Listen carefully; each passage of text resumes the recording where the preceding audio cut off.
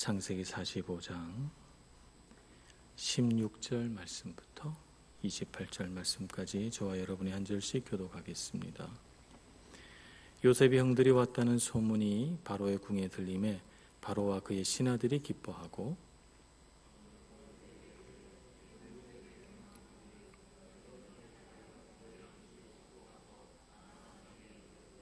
너희 아버지와 너희 가족을 이끌고 내게로 오라. 내가 너희에게 애굽의 좋은 땅을 주리니 너희가 나라의 기름진 것을 먹으리라.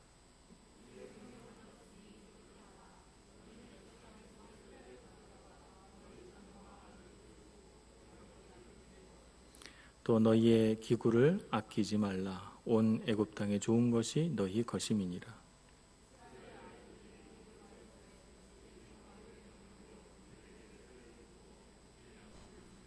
또 그들에게 다 각기 옷 한 벌씩을 주되 베냐민에게는 은 300과 옷 5벌을 주고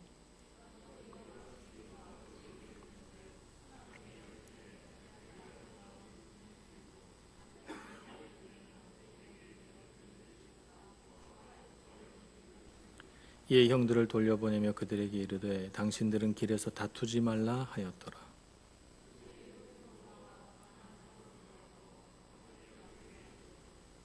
알리어 이르되 요셉이 지금까지 살아있어 애굽 땅 총리가 되었더이다.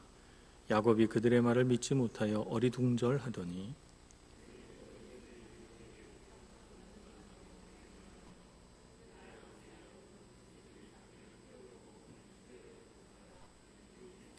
다 같이 이스라엘이 이르되 조카도다. 내 아들 요셉이 지금까지 살아있으니 내가 죽기 전에 가서 그를 보리라 하니라. 아멘.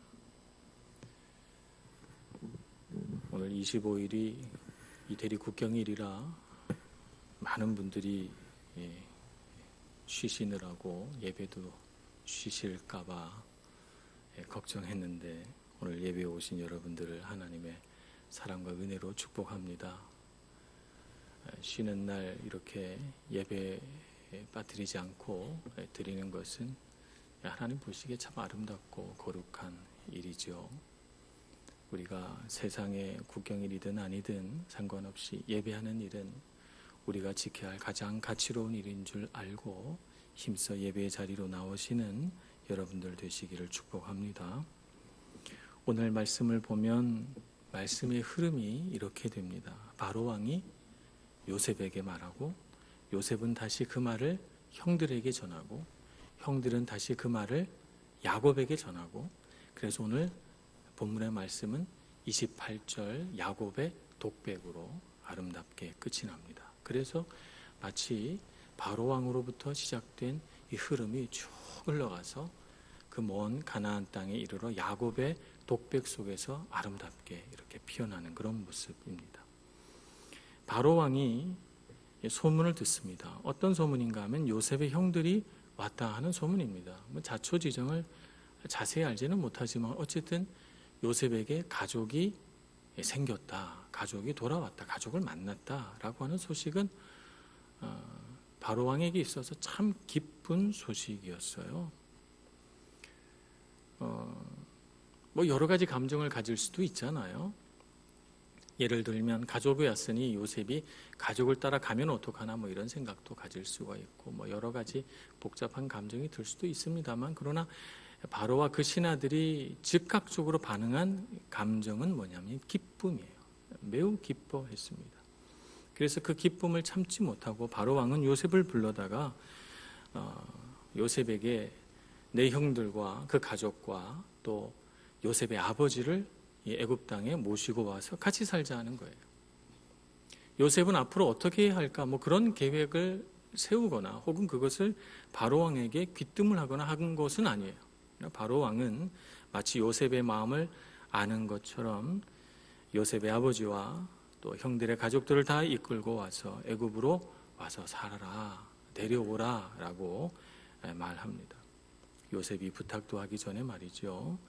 그리고 요셉의 일가에게 좋은 땅을 주겠다, 기름진 것으로 채워주겠다 이렇게 말하고 또 아버지에게 선물할 것들은 아끼지 말라 이렇게 말하고 좋은 것을 주라 이렇게 말합니다. 그러니까 이 바로 왕은 그 기쁨을 표현하는 데 있어서 굉장히 관대합니다. 마음이 넉넉합니다. 적당히 어느 정도 수준에서 의전을 차려가지고 총리니까 이 정도 수준까지 이런 것이 있는 것이 아니고 넉넉하게 자기 마음이 닿는 대로 좋은 것, 좋은 땅 아끼지 말고 다 주라는 것이에요. 같이 와서 살자는 것이고요. 바로가 요셉에게 보여준 이러한 호의는 바로 바로왕이 요셉이 갖고 있는 마음이라고 할 수가 있습니다. 요셉이 잘 되는 것이 좋고 요셉이 가족을 만나니까 기쁘고 그리고 요셉을 더 잘 되게 해줬으면 좋겠다라고 하는 마음이 바로왕의 마음입니다. 그래서 바로왕이 자신이 갖고 있는 자원 중에 좋은 것이 있다면 아낌없이 주고 싶은 것이 이 바로왕의 마음이죠. 이것을 우리가 뭐라고 말합니까? 사랑이라고 말합니다. 사랑은 그래서 아깝지가 않아요. 누군가를 사랑하면 아끼지 않고 주게 됩니다. 우리가 다 연애도 해보고 이렇게 했지만 누군가를 사랑하면 전혀 나와는 피가 섞이지 않은 남이지만 아깝지가 않아요. 마음껏 주고 싶죠. 사랑 그 자체가 우리 마음에서 기쁨을 주고 주는 것 자체가 더욱 우리 마음을 기쁘게 합니다. 사랑은 같이 있고 싶고 함께 누리고 싶고 상대방이 웃는 것을 보고 싶고 행복하기를 바라고 그래서 더 잘 되기를 원해서 아낌없이 주는 것이 바로 사랑입니다. 바로가 요셉에게 가진 마음이 그런 마음이에요. 군왕과 신하라고 하는 관계를 뛰어넘어서 죽음과 신하로서의 관계가 아니라 더 끈끈한 사랑이 그 안에 있는 것을 보게 됩니다. 이 사랑의 마음을 요셉이 얼마나 감사하게 받았을까요? 그 사랑이 형들에게로 흘러가고 그 형들이 아버지에게 그 사랑을 전해주고 그래서 그 아버지가 다시 고백을 하는데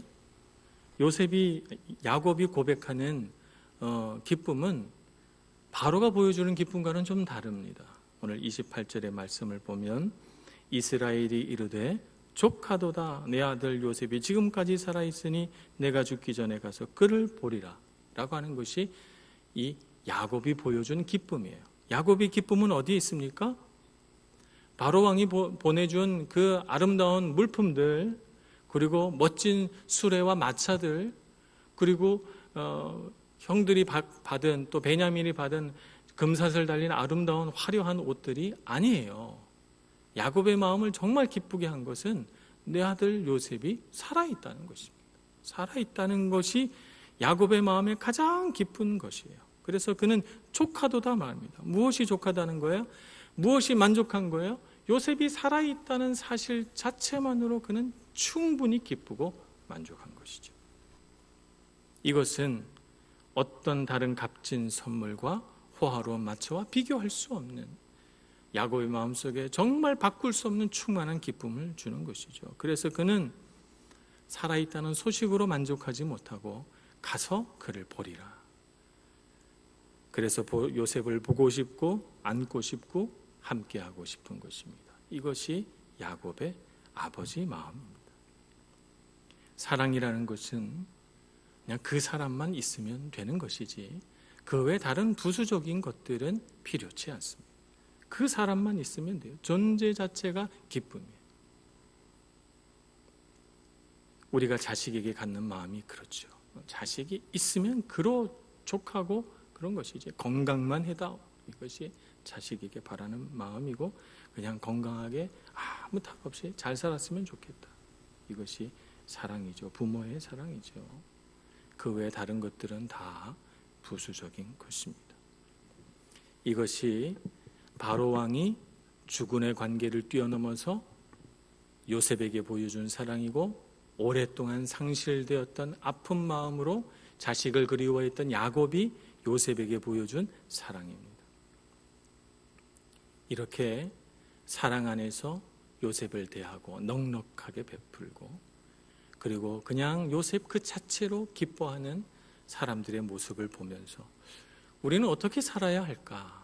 우리의 사랑은 어떤 모습이어야 할까라고 하는 것을 생각해 보게 됩니다.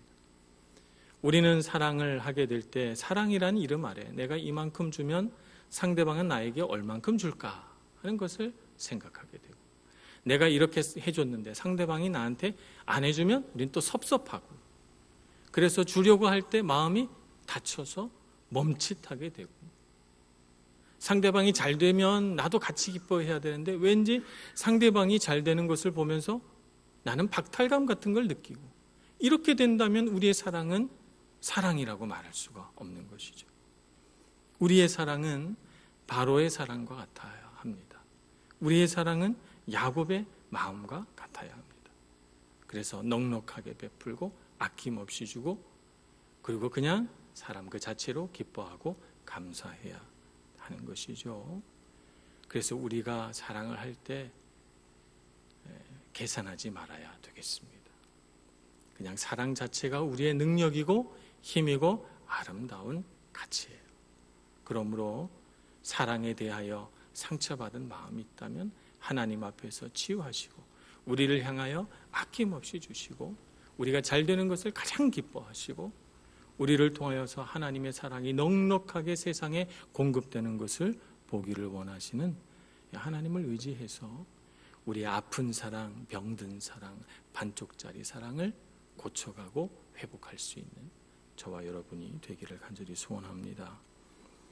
두 번째는 야곱의 형들의 모습을 보니까 오늘 본문의 말씀 속에 상반된 두 가지 모습을 볼 수가 있습니다. 오늘 야곱의 이름은 이스라엘이라고 불려지기도 해요. 그런데 야곱이라고 쓰여 있는 구절과 이스라엘이라고 쓰여 있는 구절에서 좀 모습이 다른 것을 볼 수가 있습니다. 25절에 야곱이라고 읽었습니다. 그들의 애굽에서 올라와 가나안 땅으로 들어가서 아버지 야곱에게 이르러, 야곱이라고 부를 때는 보통 야곱이 굉장히 인간적인 모습, 연약한 모습을 보일 때입니다. 26절에 보면 이 야곱이라고 하는 사람이 반응하는 것은 뭐냐면 26절 끝에 보면 그들의 말을 믿지 못하여 라고 말합니다. 믿지 못하고 의심하고 어리둥절하는 그런 모습이죠. 또 27절에 아버지 야곱은 이렇게 야곱이라고 하는 이름으로 쓰여질 때는 수레를 보고서야, 증거를 보고서야 요셉이 정말 애굽의 총리가 됐나 보다 이렇게 믿는 모습입니다. 야곱이라는 이름으로 불릴 때는 의심하고 믿지 못하고 증거를 보야 믿는 이런 모습이죠. 그러나 이스라엘이라고 불릴 때는 28절의 말씀처럼 매우 성숙하고 아름답고 사랑이 가득한 모습으로 보여집니다. 형들도 마찬가지입니다. 형들이라고 불릴 때는 좋은 의미로 문장이 계속되지 않습니다. 오늘 24절 말씀에 보면 이에 형들을 돌려보내며 그들에게 이르되 당신들은 길에서 다투지 말라 이렇게 말합니다. 요셉이 어떤 이유에서 그렇게 말했는지는 알 수가 없습니다만, 그러나 밑도 끝도 없이 아무런 맥락도 없이 이런 말을 하지는 않았을 거라고 생각을 합니다. 요셉은 형들을 떠나보내면서 혹시 또 길에서 이런 문제 가지고 다투면 어떡하나라고 하는 염려가 생긴 거예요. 그런 어떤 가능성을 본 것이죠. 그래서 길에서 다투지 말라 이렇게 말합니다. 그럴 때 그런 연약한 모습들을 보게 될 때는 형들이라고 말합니다. 그러나 바로가 명령한 것을 그대로 시행하고 순종하고 따를 때는 오늘 21절에 보면 그들을 똑같은 사람들이 이렇게 부릅니다. 이스라엘의 아들들이 그대로 할세. 질서 있고 순종하고 무슨 일이든지 술술 잘 풀리고 형통할 때는 이스라엘의 아들들이라고 말합니다. 이름이 다르죠. 이렇게 두 가지 모습을 가진 이들은 모두 한 사람이고 한 존재입니다. 사람에게 이 두 가지 양면이 다 있지요. 이 두 모습은 인간의 연약함, 죄로 반응하면서 살아갈 때는 형들 혹은 야곱이라고 불리는 모습으로 우리는 살아갑니다. 의심하고 다투고 시기하고 질투하면서 말이죠. 그러나 믿음으로 반응하며 살아갈 때도 있습니다. 그럴 때 우리의 모습은 여기 요셉의 이스라엘이라고 불리는 야곱처럼 성숙한 믿음을 가지고 사랑이 가득한 모습으로 우리는 세상을 살아가기도 합니다. 이스라엘의 아들들이라고 불리는 것처럼 이 형들도 멋진 모습으로 질서정연한 모습을 가지고 살아갈 수 있습니다. 그들은 하나님을 신뢰하고 믿고 소망이 넘칩니다. 자, 이들의 두 모습, 어느 모습이 진짜일까요? 우리도 이런 상반된 두 가지 모습을 가지고 살아갑니다. 어떤 때는 정말 내 마음에 진심으로 하나님 앞에 믿음으로 반응할 때가 있고, 어떤 때는 시험 들거나 넘어져서 너무너무 연약하고 의심 많은 사람이 되어서 시기와 질투를 가지고 살아갈 때도 있습니다. 어느 모습이 우리의 진짜 모습일까요? 우리는 어떤 모습이 진짜 나라고 생각하며 살아갑니까?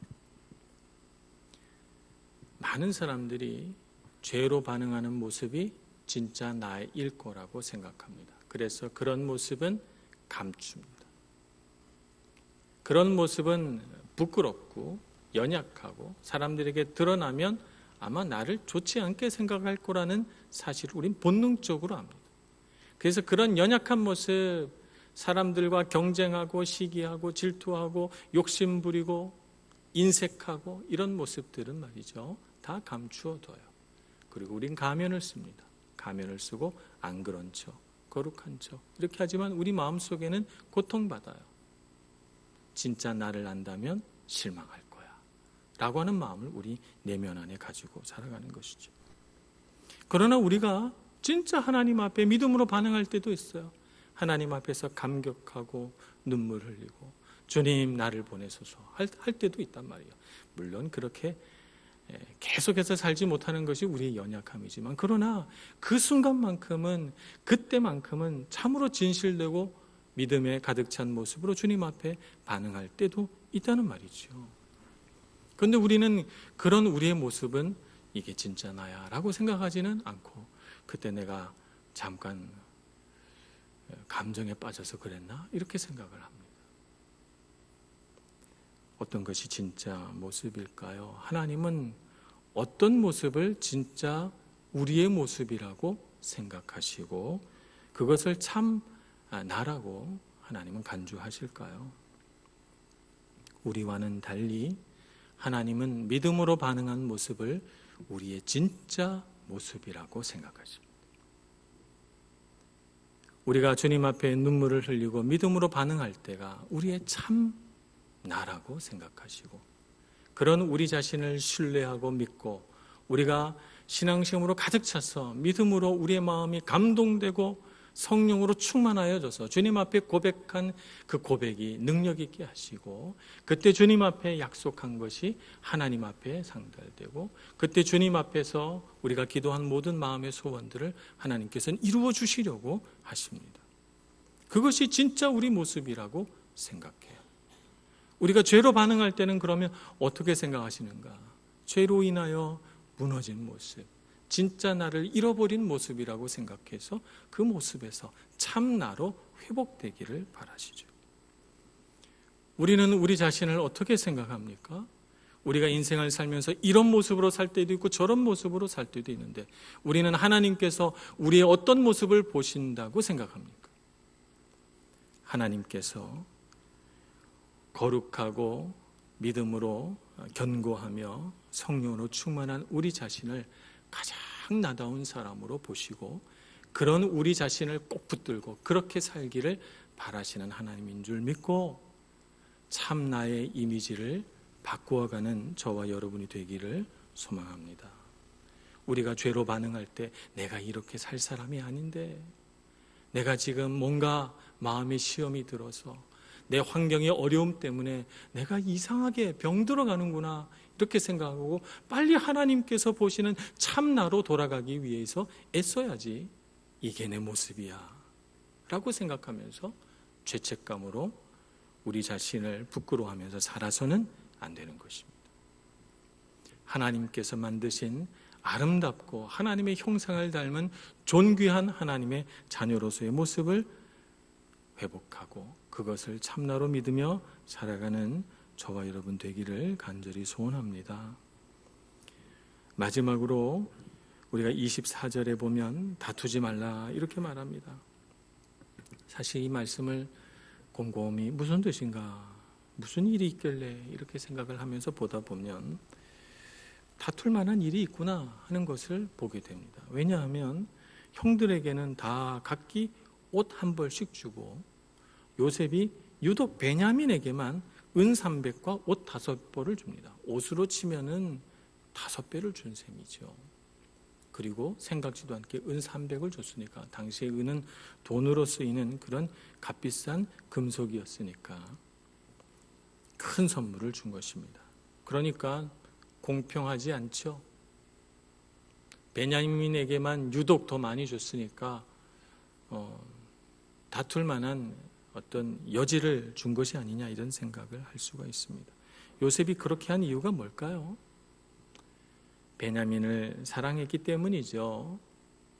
엄마도 잃고 어머니 얼굴도 기억이 안 날 거 아니에요. 라헬이 베냐민을 낳으면서 죽었으니까요. 엄마의 얼굴도 모르는 동생. 그리고 형이 그래도 동생을 참 사랑하면서 보살폈는데 그 형마저도 오랫동안 이렇게 죽은 줄 알고 있었으니까 얼마나 측은해요. 요셉은 베냐민을 보면서 꼭 자기를 보는 것 같았을 거예요. 측은한 마음, 사랑하는 마음, 그런 마음에서 베냐민에게 그냥 자기 마음이 가니까 마음 가는 대로 그렇게 한 것입니다. 그런데 그 형들이 눈에는 그런 것이 불공평하게 보여서 야, 시기 질투가 또 일어나지 않겠나 이런 생각이 듭니다. 그런데 공평하지 않은 것일까요? 우리가 잘 생각해 봐야 합니다. 공평하지 않은 것입니까? 저는 정말 공평하다고 생각합니다. 왜냐하면 형들은 옷 5벌로 해결할 수 없는 엄청난 선물을 받았어요. 그건 뭐냐면 용서죠. 어찌 옷 5벌과 비교하겠어요? 은 300과 비교하겠어요? 요셉이 용서하지 않겠다고 마음 먹었다면 그들은 자신들의 행위로 인해서 엄청난 형벌을 받아야 합니다. 그런데 용서했잖아요. 용서할 뿐만 아니라 형들에게서 죄책감에서 자유하게 해줬잖아요. 오늘날 이때를 위하여 하나님께서 나를 당신들보다 먼저 보내셨다고 신앙과 믿음 안에서 형들의 죄책감을 완전히 해소시켜주고 그리고 화해하고 울면서 서로 안았잖아요. 얼마나 큰 선물입니까? 어찌 베냐민에게 준 이 옷과 은에 비교할 수 있겠습니까? 만약 이것을 가지고 질투한다면 이 형들은 아직도 연약함과 죄 가운데 깊이 빠져 있다. 이렇게 말할 수밖에 없는 것입니다. 그런 일은 일어나지 않았지만 그러나 만약 정말 만약 형들이 또 베냐민을 놓고 요셉에게 받은 이 선물 때문에 시기하고 질투했다면 어땠을까요? 그들이 용서받은 기쁨, 그들이 요셉과 화해하게 된 이 엄청난 선물 앞에서 그들이 느끼는 감사, 이런 것들이 한순간에 사라졌겠죠. 모두 다 사라지고 감사도 없고 기쁨도 없고 그 멋진 옷들과 반짝이는 은들을 바라보면서 하고 속에서 불같은 화를 가지고 아마 베냐민과 요셉을 대했을 것입니다. 오늘날 이렇게 살아가는 사람들이 얼마나 많이 있습니까? 자기가 가진 것은 알지 못하고 자기가 누리는 엄청난 선물들은 알지 못하고 남들이 가진 것을 바라보면서 시기하고 질투하고 내 것은 가치 없게 여기고 남의 것은 굉장히 귀하게 바라보면서 갖지 못한 것에 애타하면서 살아가는 사람들이 얼마나 많이 있습니까? 요셉을 시기 질투했지만 형들과 요셉의 삶을 비교해 보면 사실은 시기 질투해야 하는 사람은 요셉이에요. 왜냐하면 요셉은 아버지께 사랑을 많이 받았지만 그러나 어머니가 일찍 죽었습니다. 그러나 형들은 어머니 아버지가 다 살아있잖아요. 아버지의 사랑이 아무리 크다고 한들 어머니의 사랑을 대신할 수 있습니까?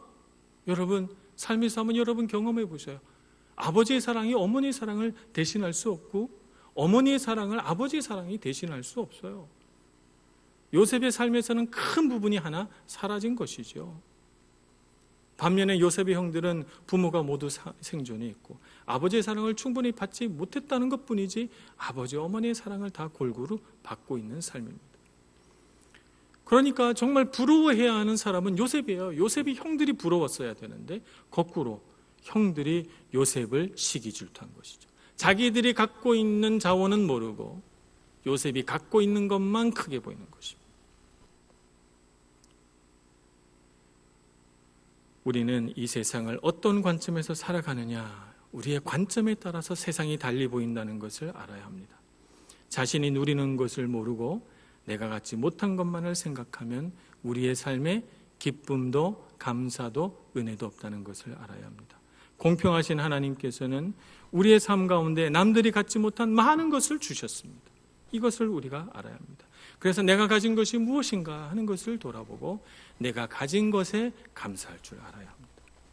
반면에 우리는 우리의 삶에 남들이 갖고 있는 많은 것들이 없어요. 없는 것이 또 사실입니다. 그러나 그 없음으로 인해서 그 상실로 인하여 부족함을 채우시고 선하게 우리를 이끌어 가시는 하나님을 발견할 수 있고 우리에게 없는 것 때문에 하나님을 의지하게 되지요. 신명기 8장 2절에서는 하나님께서 이스라엘 백성들을 광야로 내모시면서 이렇게 말씀하십니다. 내 하나님 여호와께서 이 40년 동안에 내게 광야길을 걷게 하신 것을 기억하라. 이는 너를 낮추시며 너를 시험하사 내 마음이 어떠한지 그 명령을 지키는지 지키지 않는지 알려 하심이라고 했습니다. 그들에게 광야라고 하는 결핍의 삶이 주어진 까닭은 하나님 앞에서 그들의 마음이 겸허하여지고 그 부족한 부분을 하나님이 갖고 계신 하나님을 믿는 믿음으로 채워내는 마음으로 훈련되게 하시려고 하나님께서 광야로 내모신 것이죠. 그래서 우리는 가진 것에는 감사하고 부족한 것에는 하나님의 은혜를 구하면서 하나님을 의지하는 법을 배워야 하는 것입니다. 이렇게 살아가는 사람의 삶이 아름답고 존귀하고 능력이 있습니다. 이런 사람은 세상에 아무리 좋은 것을 많이 가진 사람 앞에서도 결코 내 자신을 부족하다고 생각해서 부끄럽게 여기지 않습니다. 아무리 이 세상에 자원을 조금 갖고 있는 사람 앞에서도 결코 내 자신이 우쭐해서 그 사람 앞에서 나를 자랑하지 않습니다. 겸손하고 겸허하며 하나님을 경외할 줄 아는 사람의 삶이죠. 오늘 우리가 모두 그렇게 살아가기를 소원합니다. 그래서 감사를 잃지 않는 우리의 삶, 공평하신 하나님을 노래하며 그분을 높이는 삶을 살아가며 하나님께서 우리를 향해 갖고 계신 사랑이 얼마나 귀하고 아름다운가 하는 것을 날마다 묵상할 수 있는 저와 여러분 되기를 간절히 소원합니다. 기도하겠습니다. 자비로우신 하나님, 주님의 사랑이 얼마나 섬세하며 아름다우며 귀한 것인 줄 알게 하여 주옵소서. 사람의 그 연약하고 욕심 많은 눈으로 세상을 보지 않게 해주시고 우리 자신을 보지 않게 해주시고 하나님의 관점으로 하나님의 눈으로 이 세상을 보며 나를 돌아볼 줄 알게 하여 주옵소서. 주님 앞에 겸비하며 주님 앞에 순전한 사람 되기를 소원합니다. 감사를 잃어버리지 않도록 도와주시고 기쁨 속에 살아가도록 인도하여 주옵소서. 예수님의 이름으로 기도합니다. 아멘.